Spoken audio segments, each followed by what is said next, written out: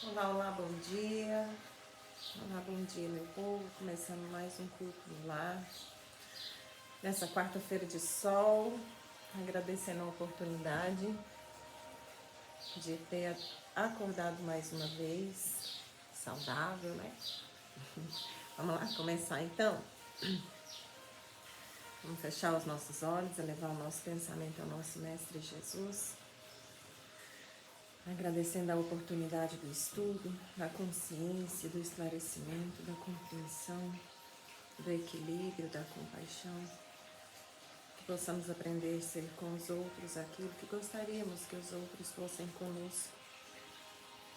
Dai-nos a paz, o equilíbrio e seja nossa estrela guia, Mestre. Que dê por aberto o nosso culto no lar de hoje, que o Senhor possa estender a sua luz por todo o nosso planeta, hoje e sempre, e que assim seja. Que assim seja. Vamos lá? Começar.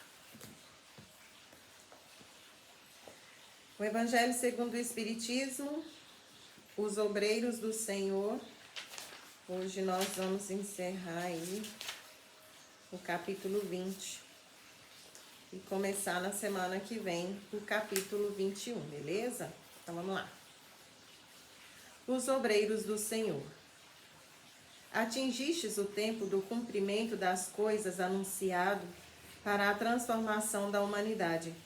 Felizes serão aqueles que tiverem trabalhado na seara do Senhor com desinteresse e sem outro móvel, senão a caridade. Suas jornadas de trabalho serão pagas ao cêntuplo do que terão esperado.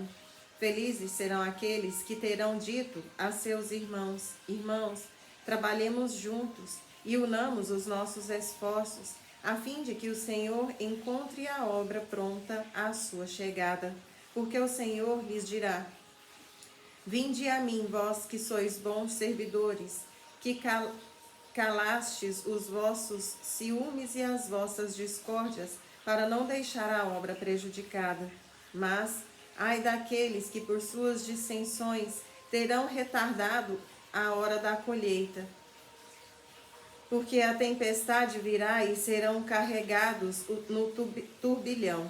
Eles gritarão: graça, graça, mas o Senhor lhes dirá: por que pedes graça, vós que não tivestes piedade de vossos irmãos e que recusastes-lhes estender a mão? Vós que procurastes a vossa recompensa nas alegrias da terra e na satisfação do vosso orgulho? Já recebestes a vossa recompensa, tal como a pretendestes. Não peçais mais. As recompensas celestes são para aqueles que não terão pedido as recompensas da terra. Deus faz neste momento o recenseamento dos seus servidores fiéis e marcou com o seu dedo aqueles que não têm senão a aparência do devotamento, a fim de que não usurpem mais o salário dos servidores corajosos, porque é aqueles que não recuarem diante de suas tarefas que vai confiar os postos mais difíceis na grande obra de regeneração pelo Espiritismo. E estas palavras se cumprirão. Os primeiros serão os últimos e os últimos serão os primeiros no reino dos céus. Espírito de Verdade, Paris, 1862. E essa é uma realidade que a gente está vivendo, né? Eu acho que até para as pessoas que não estudam, né, o despertar, não buscam a consciência, já perceberam que está bem diferente o mundo aí fora. Tá complicado, tá agressivo, né? O planeta Terra sempre foi hostil, mas parece que agora ele tá mais hostil ainda. Não dá para confiar em ninguém, é criança agressiva, idoso, né? Uma coisa assim surreal, que você fala, gente, como assim? Mas é isso aqui que o texto está falando. Deixa eu só escrever aqui. É chegada a hora de separar mesmo aqueles que optaram por ser mais brandos e pacíficos daqueles que não tem interesse, que gosta da agitação, da bagunça, da maldade. Porque tem gente que gosta, gente. Fala, nossa, já viu fulano? Nossa, ele é tão mal, né? Deve ter sofrido algum trauma. Não, tem gente que gosta, né? Vamos dizer minha avó, o que é de gosto é regalo da vida. Então, como existe o livre-arbítrio, Deus respeita seus filhos até nesse aspecto, vai ter a separação. E essa separação ela já está acontecendo, já tem algumas décadas, né? Já tem um tempo que está acontecendo, mas agora ela está chegando ali, no cume, né? Na situação mais, digamos assim, o ápice da curva, para vir então um declínio, para a gente poder chegar lá em meados do final do século, né? Século 21, a nova aparência, a nova energia, a nova frequência do planeta, uma frequência regenerativa, de regeneração, de amor, de paz, e que seja feita a vontade do nosso mestre, né? E que possamos responder às suas necessidades, para que quando a transformação aconteça, a gente não queira um pouquinho de paciência, não queira dar um jeitinho brasileiro. Ah, eu não sabia, assim, todo mundo sabia. Uns quiseram ouvir, outros não. Cada um é dono do seu próprio destino. Então vamos lá. O Livro dos Espíritos. Nós estamos... Deixa eu voltar um tiquinho aqui, ó.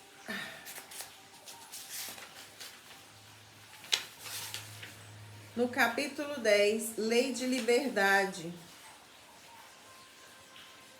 Fatalidade é o que nós vamos estudar. Do livro 3. É isso mesmo, né? Tô um pouco confusa. Deixa eu ver aqui. É isso mesmo, vamos lá. Capítulo 10, Fatalidade. Livro dos Espíritos, questão de número 851.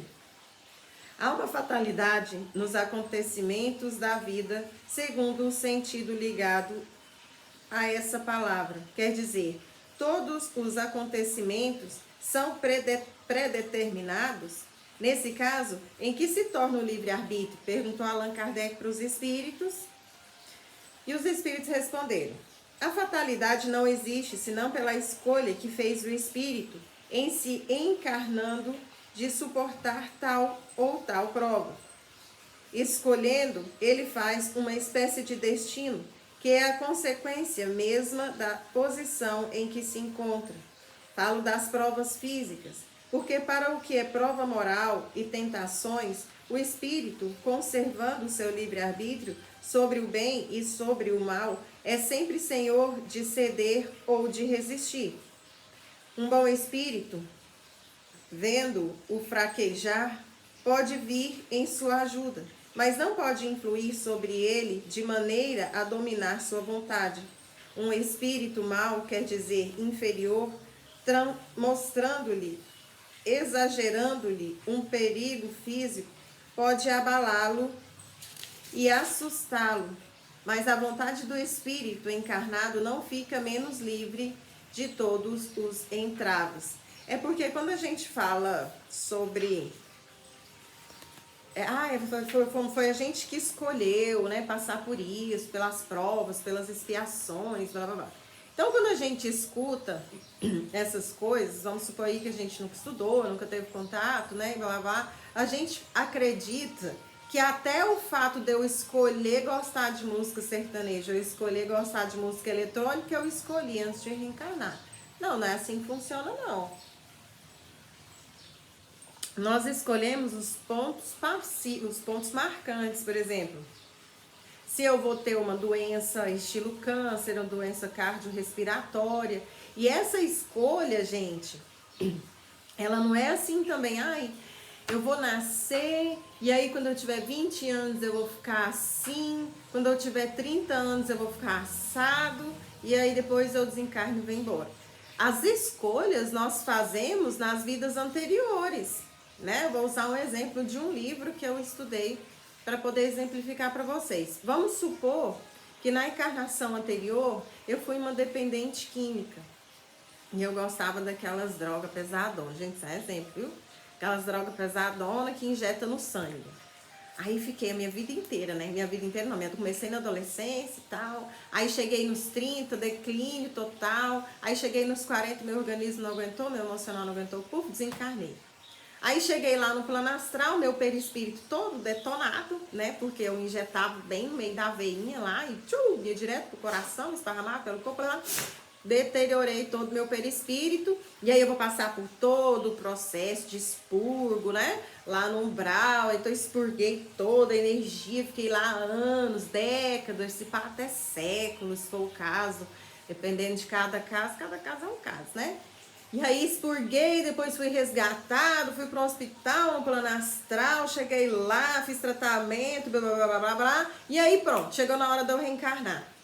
Vamos resumir a história, né? Chegou na hora de eu reencarnar. Aí o que eu vou falar? Eu vou escolher, não, eu quero nascer com eu não sei, acho que vou nascer com um problema no rim, no pulmão, não.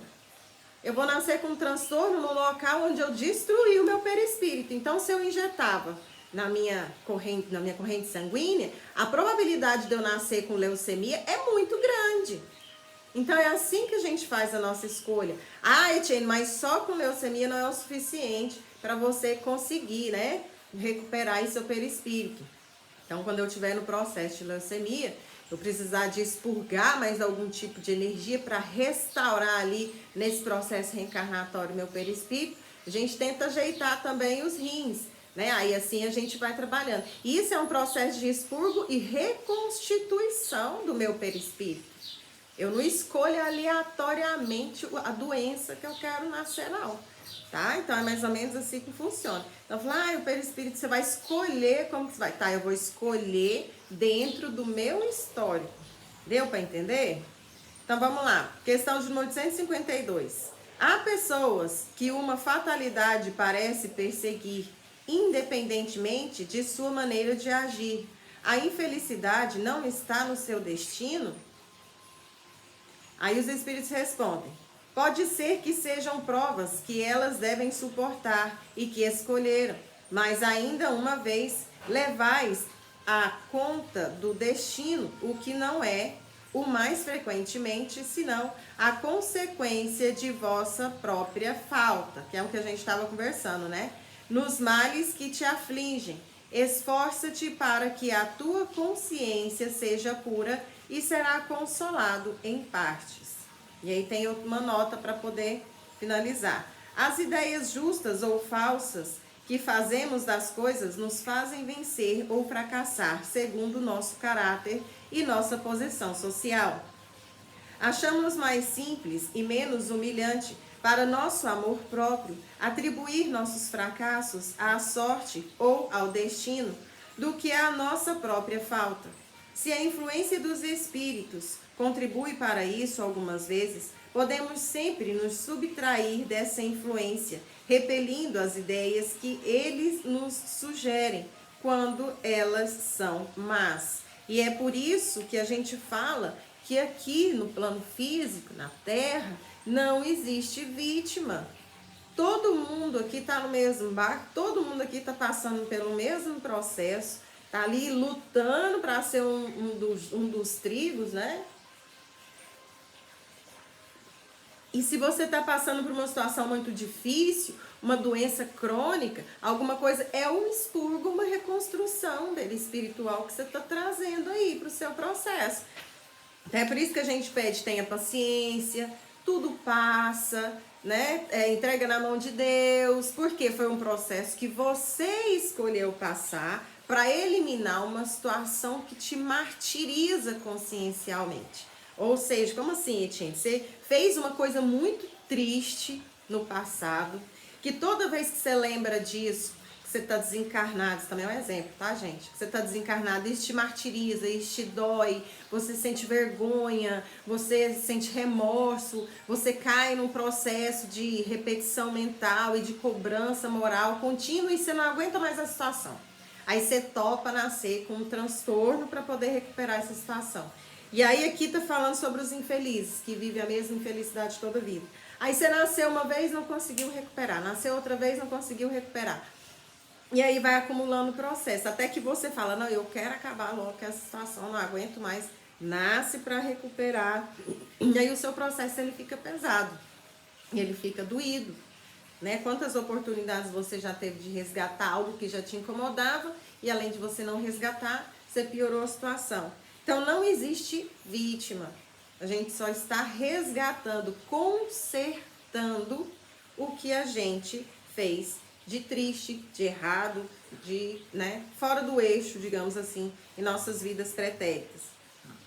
Desculpa. E quanto mais a gente encarar de braços abertos, por falar assim, ai, vocês são muito gratiluz, tudo para vocês é necessário. É porque a gente compreendeu o processo. Então, quanto mais tranquilo você receber esse processo doloroso, essa situação que repete toda a vida, mais rápido ela passa, ela acaba. Às vezes você compreende onde você está falhando, vai lá, conserta e pronto, passou.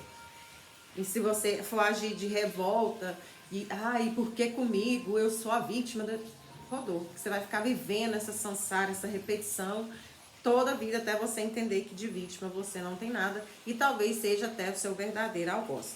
Então vamos lá, questão de número 853. Continuando. Certas pessoas não escapam de um perigo mortal senão para cair no outro. Parece que elas não poderiam escapar à morte. Não há nisso fatalidade? E os espíritos respondem: não há de fatal no verdadeiro sentido da palavra, senão o instante da morte.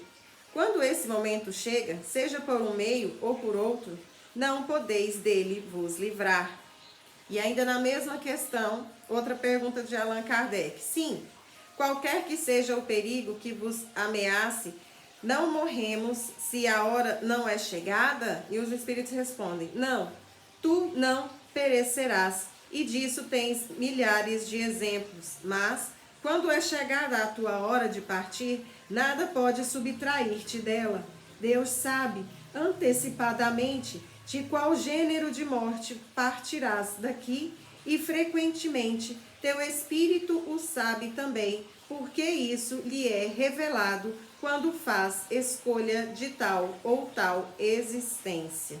Então, tudo que nós vivemos, tudo que nós passamos, tudo que nós sentimos, são sequelas, consequências das nossas escolhas. E aqui fala também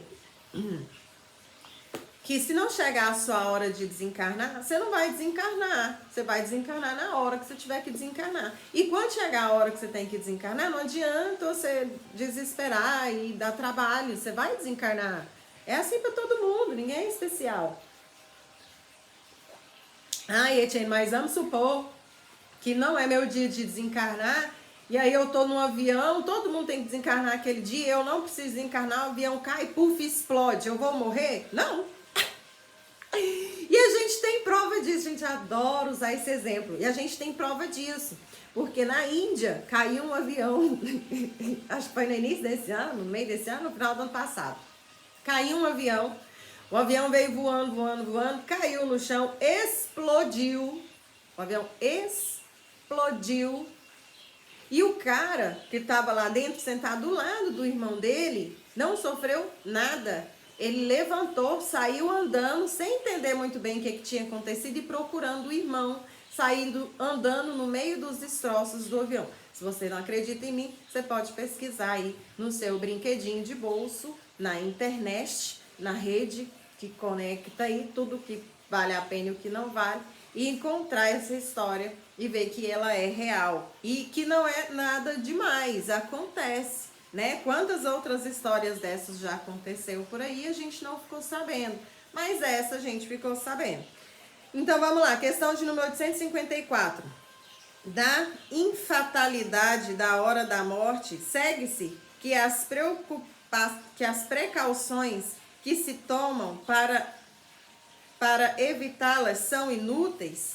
Aí os espíritos respondem: não, porque as precauções que tomais vos são sugeridas para evitar a morte que vos ameaça. Elas são um dos meios para que a morte não ocorra. Então ninguém é desamparado, né? Não é milagre, mas se você não tiver que morrer, você vai ser amparado. Se você tiver que morrer, as coisas vão acontecer do jeito que tiver que acontecer. Questão de número 855. Qual o objetivo da providência ao fazer-nos correr perigos que não devem ter consequência? E aí vem a resposta óbvia, né? Quando tua vida é posta em perigo, é uma advertência que tu mesmo desejaste, a fim de te desviar do mal e te tornares melhor, que é aquilo, né? A escolha quem faz somos nós. Se a espiritualidade permitiu, é porque você está merecendo passar por isso. Quando escapas desse perigo, ainda sob a influência do perigo que correste, sonhas mais ou menos fortemente, segundo a ação mais ou menos forte dos bons espíritos, em te tornares melhor. O mau espírito sobrevindo, digo mal, subentendendo o mal que ainda há nele. Pensas que escaparás igualmente de outros perigos e deixas de novo tuas paixões se desencadearem.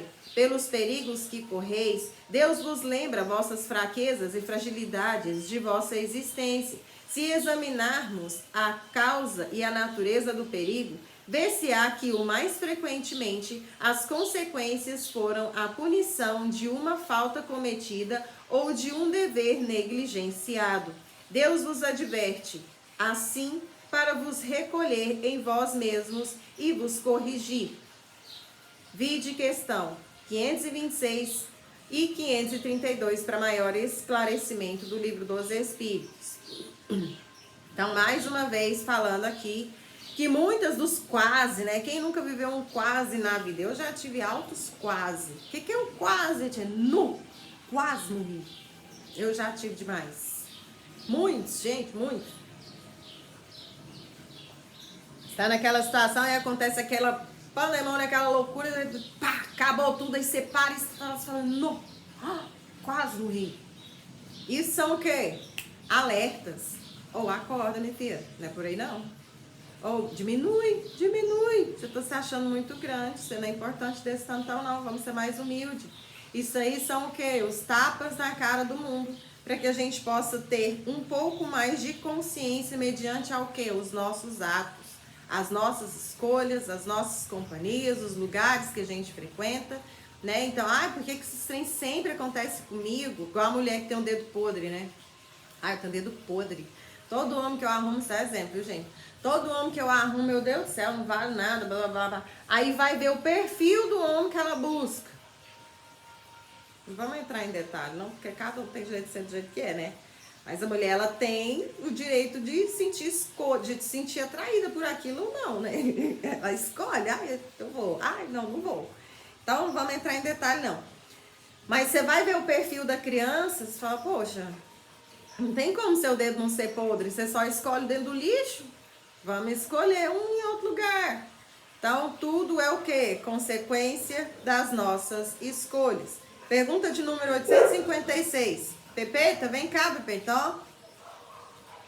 O espírito sabe antecipadamente o gênero de morte pelo qual deve sucumbir? E os espíritos respondem: sabe que o gênero de vida que escolheu o expõe a morrer de tal maneira antes que de outra, mas sabe igualmente as lutas que terá que sustentar para o evitar e que, se Deus permitir, não sucumbirá. Que é aquilo, né? O cara vai cometer um assalto, aí ele para na frente do lugar que ele vai assaltar e reza. Vocês acham mesmo que esse suporte vai vir? Papai do céu, eu vou ali tomar o dinheiro da luta, do suor do meu irmão, porque eu tenho preguiça de trabalhar e gosto de ostentar. Senhor, por favor, não deixe que a polícia venha me prender, não. Me ajuda, né? Pepe, tá? Pergunta de número 857. E talvez a última. Há homens que enfrentam os perigos dos combates com certa persuasão de que sua hora não chegou. Há algum fundamento nessa confiança? E os espíritos respondem: muito frequentemente o homem tem pressentimento do seu fim, como pode ter o do que não morrerá e de que não morrerá ainda. Esse pressentimento lhe vem dos seus espíritos protetores, que querem adverti-lo a estar pronto para partir, ou que levantam sua coragem nos momentos em que ela lhe é mais necessária. Pode-lhe vir ainda da intuição de quem da existência que escolheu, ou da missão que aceitou e que sabe dever cumprir. Para maior esclarecimento, vide questão de número 411 e 522 do Livro dos Espíritos. E a gente encerra aqui porque ele é um pouco maior e eu não vou conseguir terminar hoje, tá? Então, isso aqui é para que a gente entenda que o destino, não é que o destino não existe, né? Existe seu plano reencarnatório, mas o destino não decide as coisas erradas que você vai fazer na sua vida, não. Isso aí é você que escolhe. Por exemplo, um dependente químico. Tá lá vamos lá no AA, né? Um dependente de álcool. Tá lá no AA. Ai, por que, Senhor? Por que comigo? Esse era o meu destino, tinha que passar por isso. Não, você escolheu isso. A hora que você foi lá beber todo dia, sabendo que você estava ruim, que você precisava parar, mesmo assim você ia, foi uma escolha que você fez. Eu não dava conta, dava. Mudar de ambiente, mudar de companhia, né? Procurar um tratamento médico, educar sua moral. É difícil? É difícil. O que nesse mundo é fácil? Mas você conseguiria, se quisesse de verdade, conseguiria, né? Que é aquilo, inclusive, que muitos dependentes químicos falam. Não adianta você internar uma pessoa que não quer melhorar, ela não quer, né? Então, é tudo uma questão de escolha, beleza? Vamos lá, então. Tapa na cara semanal, tia tá objetiva hoje, tô falando pouco, né? Tia não tá muito boa, não. Tia tá nhec. Sabe quando a pessoa tá assim, nhec. Eu tô assim hoje. Acho que eu tô cansada. O ano vai acabando, parece que no começo você tem tanta força, disposição, né? Tá chegando no final, assim, você vai cansando. Vamos lá, tapa na cara semanal, distinções. Eu tenho a impressão de que eu abro sempre o mesmo texto desse livro. Vamos lá, distinções. A doação de quem ama é um sol que se irradia. O amor que pede retribuição é egoísmo. O amor que exige pagamento é avareza. O amor que busca reconhecimento é vaidade. O amor que recebe para dar é usura. O amor que calcula o resultado é interesse. O amor que tem medo do mundo é covardia. O amor que ordena e impõe é tirania. O amor que sente ciúme é mesquinhez. O amor que mede o que dá é cobiça. O amor que espera receber é ambição. O amor, para ser amor, tem que dar-se sem nada pedir, assim como o sol. E que assim seja. E que a gente possa aprender a amar, né? De verdade, verdadeira. Vamos lá encerrar? Fechar os nossos olhos e levar o nosso pensamento ao nosso Mestre Jesus. Agradecendo a oportunidade de mais um momento de estudo, um momento de clareza, um momento de atenção para nós, para que possamos nos conhecer, para que possamos aprender a nos conhecer e finalmente, Mestre, alcançar a sua luz, compreender a sua graça e sentir o seu amor. Graças te damos todos os dias pela existência, pela saúde, pelo ar que respiramos, o sol que nos aquece, os pássaros que nos acalmam, os animais que nos curam a aura. Mestre, gratidão pela oportunidade da vida, pela matemática do planeta e que possamos contribuir com essa engrenagem evolutiva constante. Graças te damos todos os dias e que assim seja. Que assim seja. Vamos lá?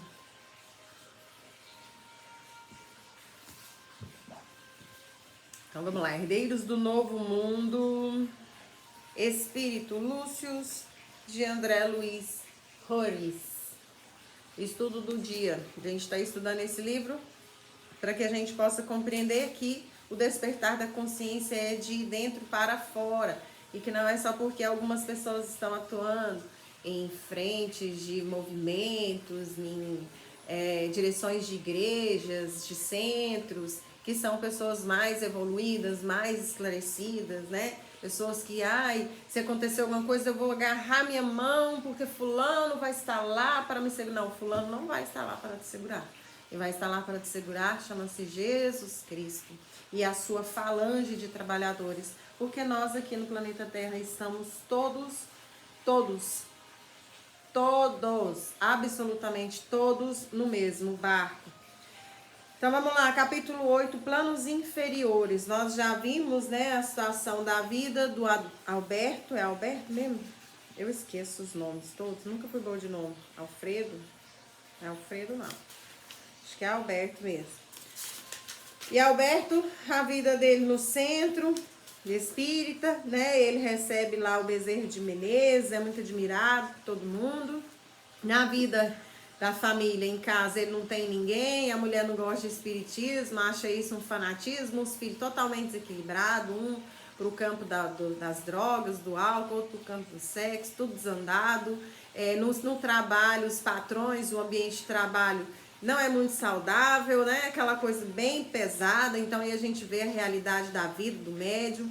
E aí ele ainda está na beira da falência, né? Não, fulano recebeu e fez e fala em nome de não sei quem mais. A vida é conturbada como a de qualquer outro ser humano que vive esse processo de transformação na Terra. E agora a gente vai ver aí os planos inferiores no capítulo 8. Depois de uma longa série de abusos e infrações morais, Moacir, Rafael e suas respectivas famílias encontravam-se perfeitamente envolvidos por uma teia escura de compromissos dolorosos com entidades espirituais muito necessitadas que haviam transferido seu centro de influências para a residência de ambos, de onde coordenavam a rede de interferências nocivas visando a derrocada de seus membros.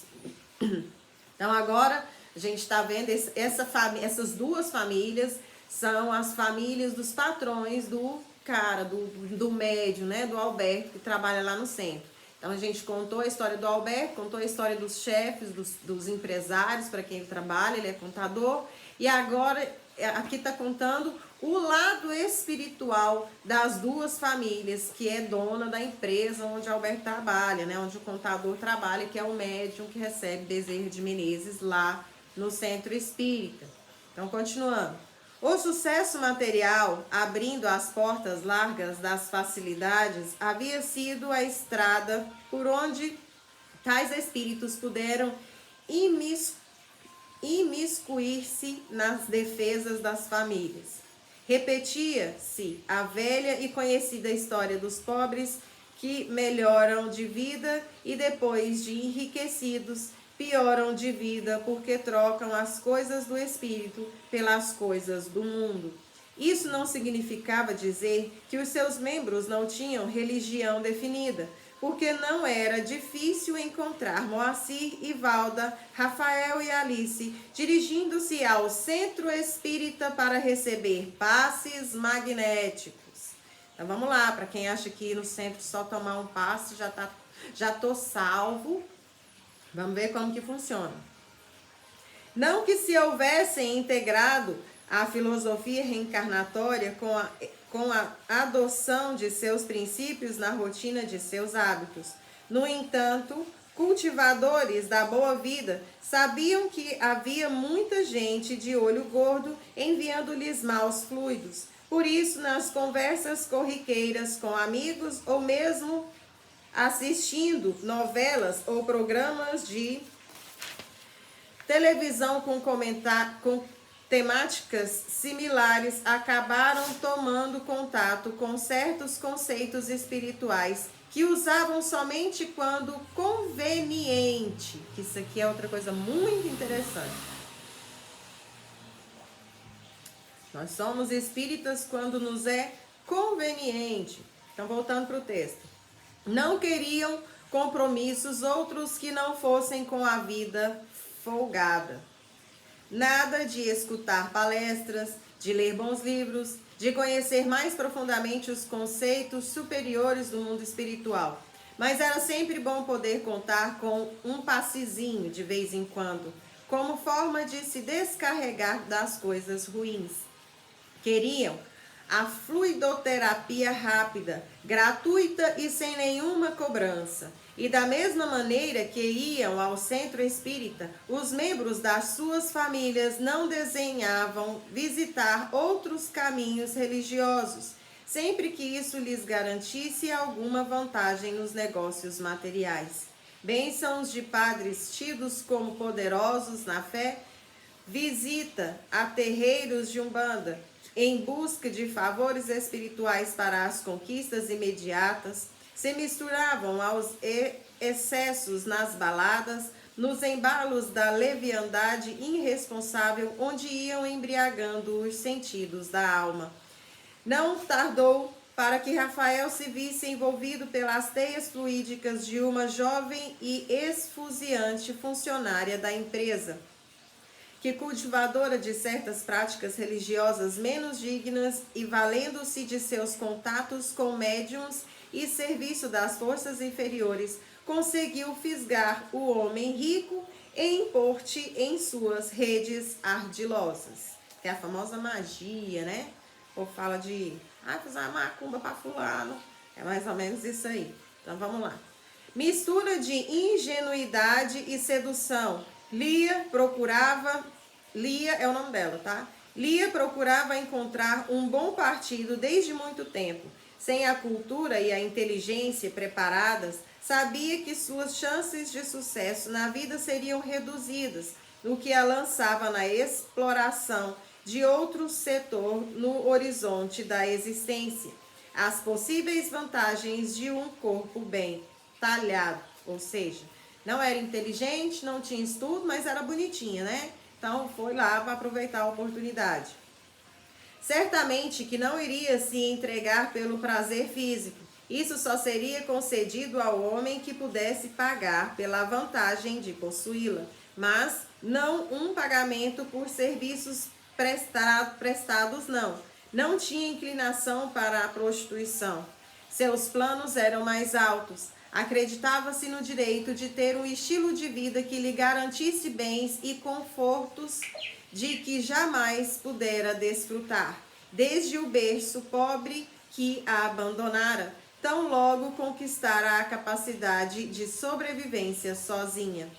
Afastou-se dos familiares ainda muito jovem, indo morar na residência de uma família que lhe prometera cuidados e manutenção em troca de seus serviços domésticos.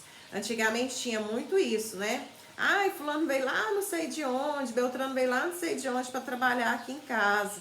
Aí a pessoa trabalhava o dia inteiro, não tinha salário, mal e mal alimentação e às vezes voltava para estudar. Teve alguns que teve sorte, né? Que encontraram famílias que abraçaram, que trouxeram para dentro. Não, você não trabalha, não, você mora com a gente, você faz parte da família. Proporcionou estudo, proporcionou trabalho, proporcionou carinho, que tem conexão. Claro que tiveram esses casos, mas nem todos os casos foram assim. No começo, tudo parecia ir muito bem, até que com o passar do tempo e o amadurecimento do corpo, começou a receber o assédio indiscreto do chefe da casa, homem austero e aparentemente probo. Não sei o que é isso, não. Probo que, aproveitando-se dos horários de trabalho da esposa, tratava de insinuar-se para a jovem recém-saída da adolescência, a quem havia prometido auxiliar. No início das investidas, Lia pensou em fugir, mas a dificuldade de encontrar um refúgio fê-la desistir da ideia. Depois cogitou de contar para a dona da casa, mas por fim concluiu que isso seria mais perigoso ainda, porque seria a sua palavra contra a do marido aparentemente correto. Então, já que a fragilidade de sua condição não lhe deixava outra opção, e aquecida pelas descobertas sexuais estimulantes, aceitou o jogo de gato e rato e, em poucos meses, tornara-se amante do patrão, dentro da própria casa da família, que de nada desconfiava. Naturalmente, passara a exercer um domínio sobre o homem a tal ponto que, fazendo-o apaixonar-se, começou a ter poderes sobre ele, descobrindo assim a fragilidade da alma humana quando exposta aos poderosos excitantes das emoções. O patrão, agora amante, se tornara quase escravo de seus desejos. Presentes, dinheiros, facilidades para os seus caprichos de jovem iam sendo conseguidos ao troco de corresponder às carências daquele menino travestido de chefe de família. Continuando. O relacionamento do casal legítimo foi sendo atingido de tal maneira que depois de mais alguns meses, marido e mulher quase não se falavam. A paixão dele havia se transformado então em doentia, dependência das carícias de Lia, que, vendo as coisas ficarem cada vez mais sérias e reunindo já as poupudas economias auridas do relacionamento espúrio, julgou ela oportuno deixar o serviço da casa e procurar outro rumo antes que tivesse de enfrentar as desgraças de uma ruptura dolorosa e cruel. Esperou então a saída dos patrões e dos filhos e, reunindo suas coisas, deixou lacônico bilhete de despedida e partiu dali para nunca mais regressar. Havia aprendido a duras penas que a afetividade era vantajoso tabuleiro no qual se poderia ganhar sempre se o jogador tivesse a sabedoria de deixar o jogo na hora em que estava ganhando. E foi assim que ela aprendeu a ver o mundo, né?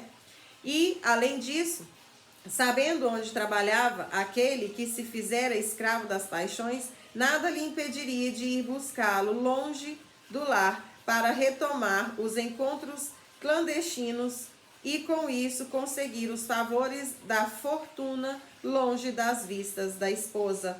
No entanto, em seus pensamentos mais secretos, Lia desejava coisa mais sólida, homem mais bem postado, relacionamento mais seguro, mesmo que fosse na imprópria condição de amante.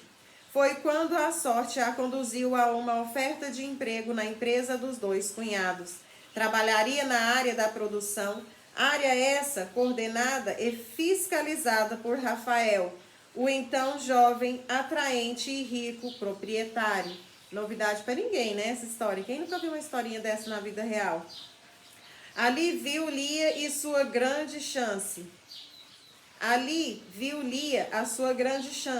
conhecendo as inclinações da maioria dos homens pelas curvas provocantes do corpo feminino e sabendo de seus atributos estéticos a lhe beneficiarem as investidas, determinou-se a usá-las para conquistar o então sonhado equilíbrio financeiro.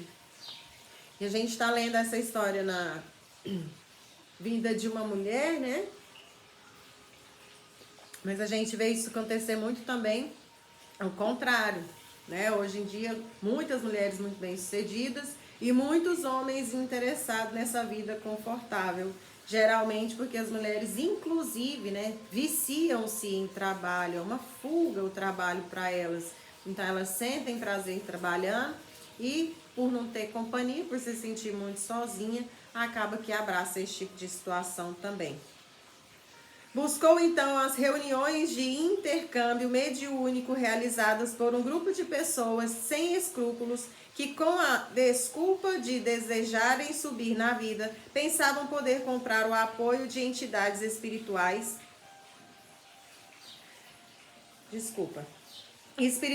para que, com sua ajuda, atingissem seus objetivos da forma mais fácil, afastando seus competidores profissionais ou afetivos à força, satisfazendo suas carências afetivas através da destruição de matrimônios sólidos, logrando a vitória nas disputas sociais por meio da promoção de doenças naqueles que se opusessem. E aqui a gente para por hoje, em cima do meu tempo, e a gente vai entender agora como que funciona, né? Esse processo que o povo vira e fala assim, menina, fizeram um trabalho para fulano. Fulano foi lá no terreiro, lá, ó, conversar com o pai, mestre João. Isso é um exemplo, viu, gente? Pelo amor de Deus. E aí, os espíritos falaram que fez um trabalho para ele. É mesmo? E agora? Não, agora tem que fazer tratamento, né? Então é isso que a gente vai ver aqui agora, como que funciona nesse capítulo, né? Depois a gente vai ver outras coisas. Como que funciona? Ah, mas trem não pega em mim não, filho. É Deus no céu e não pega. Pega sim. Pega, porque você não é flor que se cheira também, né?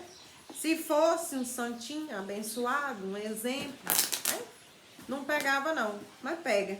E aí agora a gente vai ver como que funciona, como que pega, como que chega, os sintomas, o que as pessoas vivem, o que acontece com a vida, como que vai definhando, não só a vida religiosa, ó, não só a vida amorosa, mas a vida profissional, a vida social, né? Tudo entra em declínio e tudo começa a cair.